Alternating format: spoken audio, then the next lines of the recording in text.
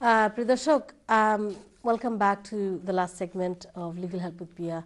Thank you very much all for joining in. We tried to cover one or two emails now, and then we'll take more calls, obviously. Pratome, dear Piya, I have been watching your TV and wanted to say how well the program is being delivered. You were very clear with the messages you sent to the viewers, and it is brilliant. Thank you very much. And this is Aisha, so thank you very much, Aisha. And then she went on to say, I tried calling several times during the program, but unfortunately couldn't get through. I would very much appreciate if you would advise me on a couple of things. And those things were that my sister-in-law entered the UK on a sponsor visa, married to my brother from Bangladesh on the 18th of July 2011. She received 24 months visa, expires in September 2013. So that's 27 months. So that makes sense. It is actually for 24 months, but she got 27 months, as you do. Could you please advise when the ILR application needs to be submitted by? She has completed ESOL with citizenship material. Is this valid? And please could you advise the list of documents required in order to submit with the ILR? I believe you must have had some answers already if you've been watching the program, but briefly, if she came in 18th of July 2011, by the 18th of July 2013, she would have been here 24 months. Her ESOL with citizenship materials is sufficient. The documents, you need to be very, very clear, because যেসব appeal আমরা পাচ্ছি in the workplace is usually কারণ ওই যে specified documents অনুযায়ী দেয়া হয়নি.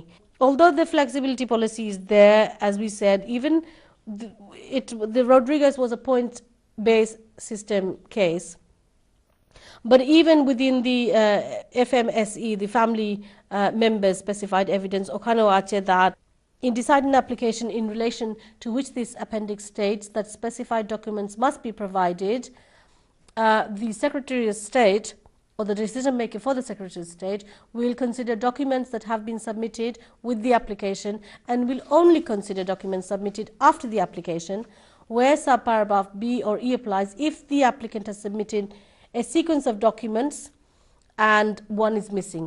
যেমন a series of bank statements, একটা bank statement missing. এইটা তারা consider করবে, তারা আপনাকে তাদের duty আপনাদেরকে আবার যোগাযোগ করে to ask for the missing bank statement.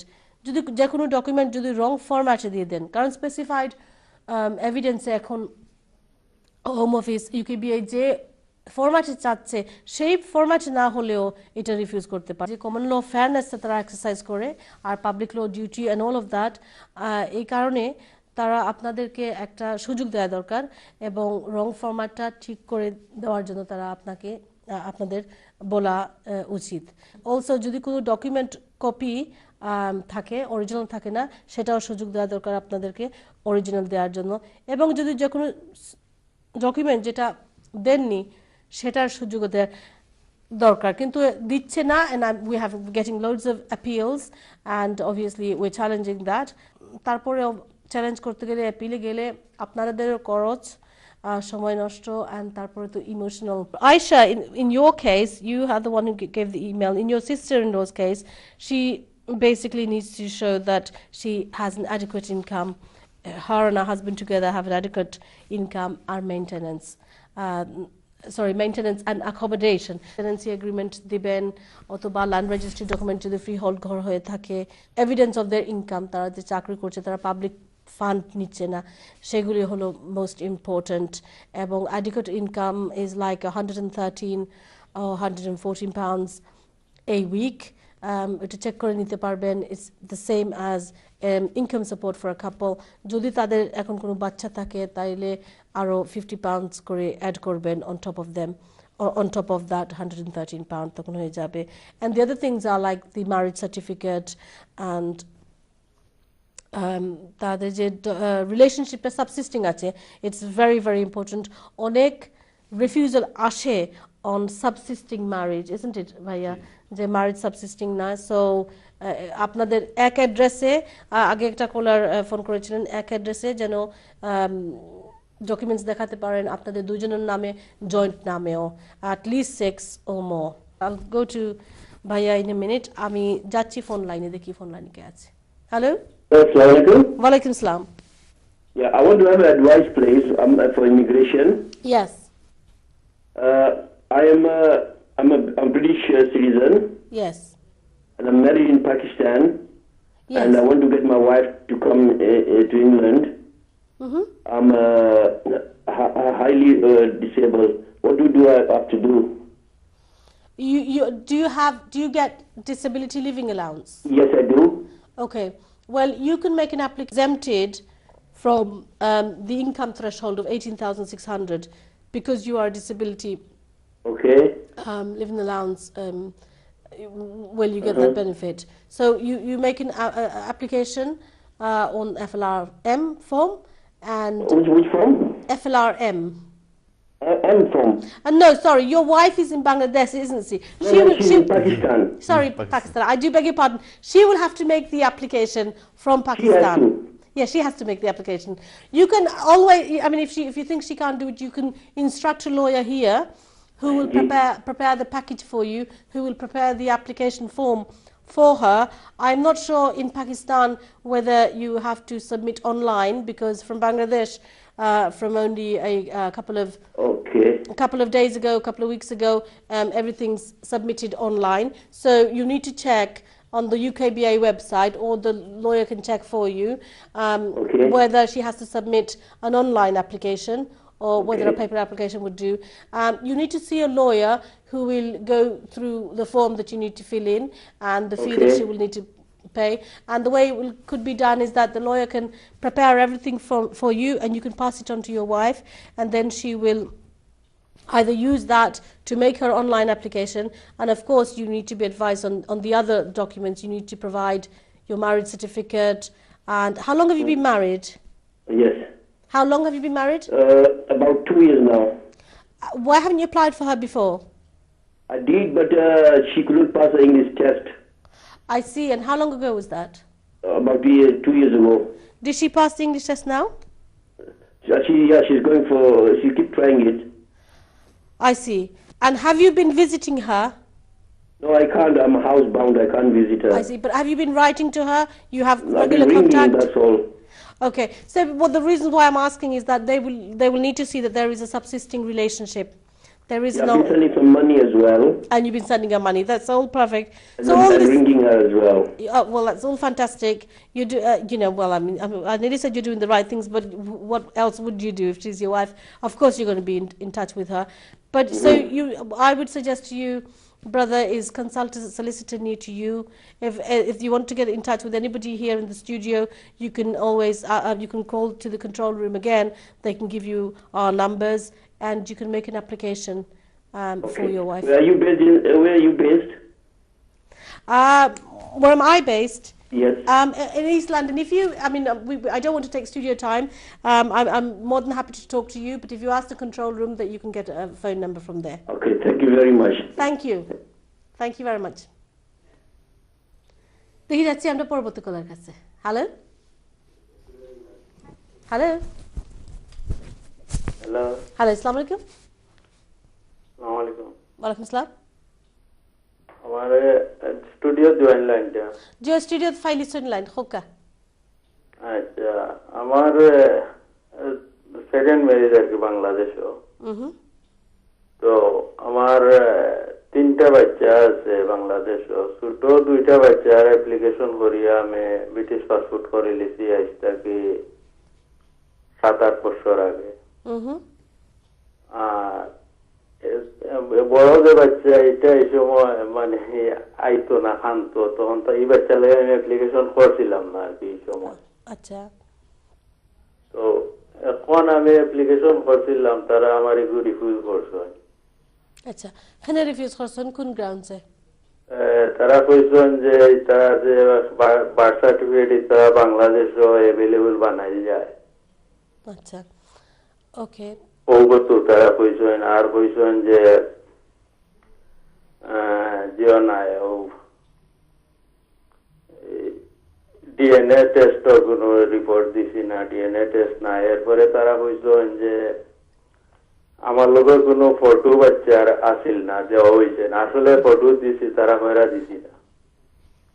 আপনারা তো অ্যাপিল রাইট দিছে, জি তাইলে আপনার 28 দিন আছে অ্যাপিল করার লাগি। আপনি ও যে তারা তুলছে আনফরচুনেটলি রিফিউজ তো করছে, তারা এটা চ্যালেঞ্জ করতে হইবা। আপনি ও অ্যাপিলর রাইট আপনি এক্সারসাইজ করতে হইবা। ডিএনএ তারা চাইছে, আপনার ডিএনএ খরকা এখানে ডিএনএ করা যায়, ডিএনএ করাই লিছি তো ডিএনএ আমার মানে মিলছে আর কি বাচ্চার লগে মিলছে। ঠিক আছে, তাইলে তো ওগুন দিবা আপনার অ্যাপিলও, এবং আরো যে ফটোটা চাইছে, এখন ফটো আপনি এখন আপনি দিছেন। জি ফটো দিছি আমার কাছে কভার লেটার যে আমার সলিসিটারে দিছেন কভার লেটারও লিখে আসছিল। ওকে, তাইলে এটা চ্যালেঞ্জ করতে হইবা কি, আর জাস্ট আপনার একটা কষ্ট ফালাইলো যে তারা যে কাগজপত্র কথা যেটা কইরা যে এটা अवेलेबल বালাইছে বলে আমি তো আমারই বাচ্চা ক্লিনিক হইছে, আমি ক্লিনিকর সার্টিফিকেট দিছি, এরপরে তারা এটা যে অবিশ্বাস করে আমি আর প্রুফ দিতে চাইবার। এখন তারা তো বিশ্বাস করে, সবটা অবিশ্বাস করে, এবং তারা আপনি রং দেখাইতা। আর এরপরে আমি স্কুলের যে সার্টিফিকেট প্রেজেন্ট স্কুলের দিও দিছি, প্রিভিয়াস স্কুলের সার্টিফিকেট, কোন বেসিসে এটা স্কুলের সিটি দিছি, চেয়ারম্যানের সার্টিফিকেট দিছি। ওই কোন বেসিসে এটা তারা বিশ্বাস করে না, তারা খাইনা ফ্রড মনে করতো? এটা একটা it's absolutely ridiculous, so there's no grounds to it at all. But আপনারও যে রিফিউজাল ফর্ম আইছে, আপনি আমার অনুরোধ আপনি যে কোনো বেলায় আছেন লয়ার কাছে লইয়া যাওকা, নিয়ে এখন দেখাওকা, এবং সময় থাকতে আপনার খুব সুন্দর করিয়া শক্ত করিয়া একটা অ্যাপিল করাওকা, এবং এটা ইনশাল্লাহ হয়ে যাব, এটা নেওয়ার কথা নাই। এবং দুই বাচ্চার তো হয়েছে, তা আপনার ওই দুই বাচ্চা, আর ইসালেরও হইব আপনার, ওই তো হইব, আমার বিশ্বাস হইব। Thank you. ওয়ালাইকুম সালাম। দেখি যাচ্ছি ফোন লাইনে, দেখি পরবর্তী করার কাছে। হ্যালো,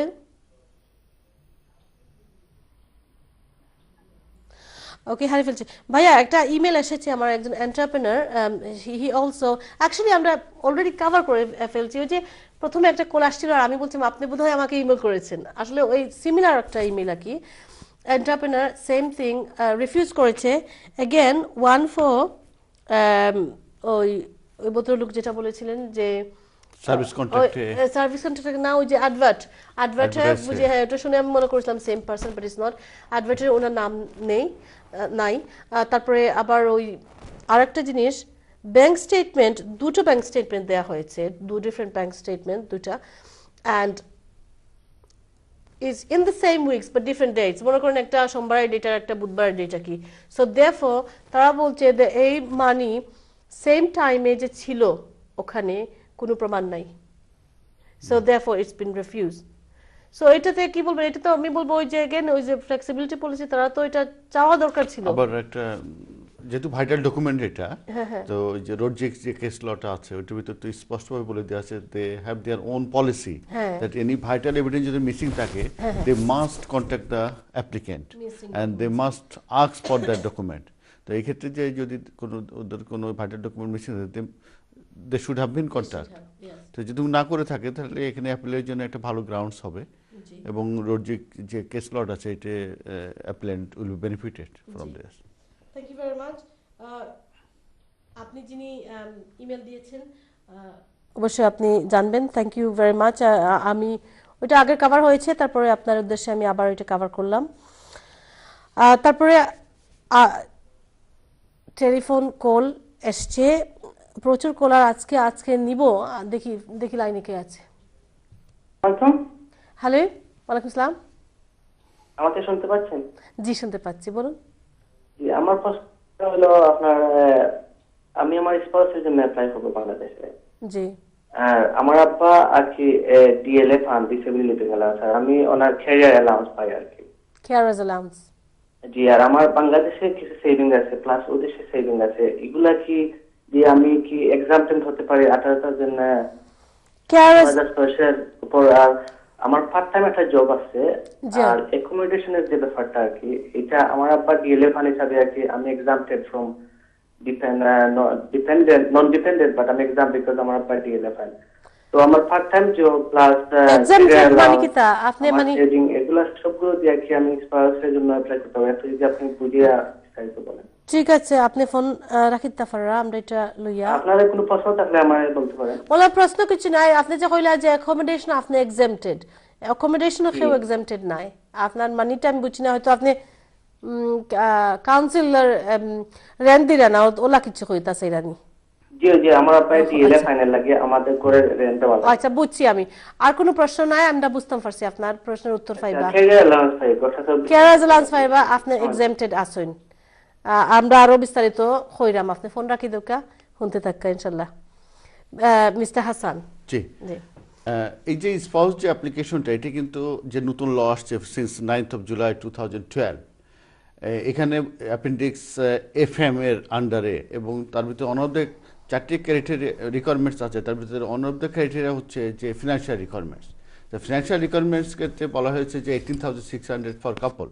কিন্তু এই 18,600 রিকোয়ারমেন্টসে কিছু কিছু পাবলিক ফান্ড যারা পাচ্ছে যেটা কিছুক্ষণ আগে বলুন যে ডিএলএ যদি পেয়ে থাকে কেয়ারার যদি পেয়ে থাকে তা they will be exempted from 18,600 requirements কিন্তু ওইখানে আরেকটা কথা উল্লেখ করে দেওয়া হচ্ছে যে তাদেরকে they have to show they have adequate maintenance that means আপনি কেয়ার অ্যালাউন্স যেটা পাচ্ছেন এটা কি আপনার দুজনের জন্য কি এনাফ কিনা এডুকেট কিনা তো অ্যাডুকেট শব্দটা যেটা আমরা আগের ল অনুযায়ী যেটা আমরা দেখতে পাচ্ছি সেটা হচ্ছে income support level income support লেভেলটা বলা হচ্ছে যে 111 pound something nearly 112 pound for the কাপল তো আপনার 112 পাউন্ড যদি আপনার কেয়ার অ্যালাউন্সে কাভার হয়ে যায় তাহলে তো আপনার অ্যাডুকেট হলো এবং যেহেতু কেয়ার অ্যালাউন্স পাচ্ছেন ওর সঙ্গে যদি আপনি হাউজিং বেনিফিট কিংবা কাউন্সিলিং এগুলো পেয়ে থাকেন that should not be any problem তো যদি সেখানে শর্টফল থাকে আমার যেটা মনে হচ্ছে যে উনি বলছেন যে আমি পার্ট টাইম জব করি তার মানে শর্টফল থাকে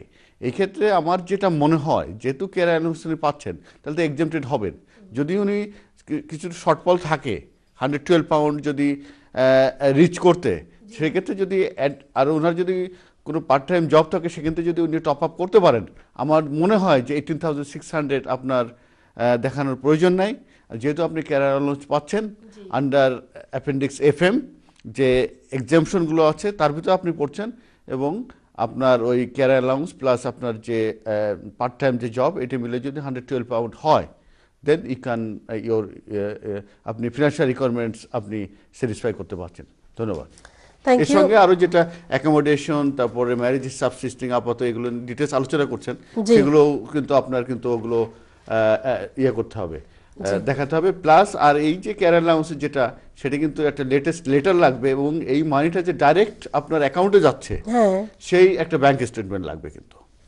ধন্যবাদ দর্শক ঠিক আছে থ্যাংক ইউ ভেরি মাচ ভাইয়া দ্যাট ওয়াজ ভেরি ক্লিয়ারলি আমাকে বলা হয়েছে আর সময় নাই আমাদের আর জাস্ট যাওয়ার আগে রিমাইন্ডার দিতে চাচ্ছি দ্যাট আপনারা মনে রাখবেন ওই যে স্পেসিফাইড এভিডেন্স বেশিরভাগে এখন রিফিউজাল হচ্ছে ও স্পেসিফাইড এভিডেন্স না দেওয়ার কারণে সো মানে যদি তারা বলছে যে এমপ্লয়ার চিঠির একটা স্পেশাল একটা ফরম্যাট আছে ওই ফরম্যাটে হতে হবে সো দর্শক the best advice for you is to consult a lawyer and to do these applications through a lawyer কারণ বারবার you can see that it's being refused because of this new system যেখানে it is specified documents and in a specific format so এটা beware থাকবেন আর তো প্রিয় দর্শক আপনারা legal help with পিয়া অনুষ্ঠান দেখার জন্য ধন্যবাদ যে যেখানে আছেন পৃথিবীর যে প্রান্তে আছেন সবাইকে আমার আন্তরিক কৃতজ্ঞতা জানাই প্রোগ্রামটা দেখার জন্য and all your fantastic feedback and comments and emails and phone calls আমি আমার guest Mr. Hassanকে I want to say a heartfelt thank you very much it's always very pleasant to have you on the show thank you আপনারা ভালো থাকবেন সুস্থ থাকবেন এবং আগামী সপ্তাহে লিগ্যাল হেল্প উইথ পিয়া দেখার আমন্ত্রণ জানিয়ে বিদায় নিচ্ছি আমি আল্লাহ হাফিজ